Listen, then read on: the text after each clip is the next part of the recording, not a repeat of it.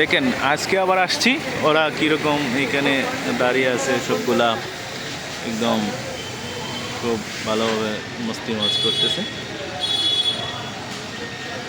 তাদের কোনো ভয় ভীতি নেই, তারা এরকমই প্রতিনিয়ত চলে আসে ভাষার উপরে।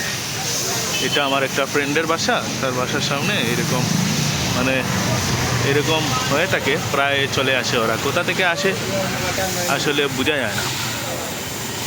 এই দেখুন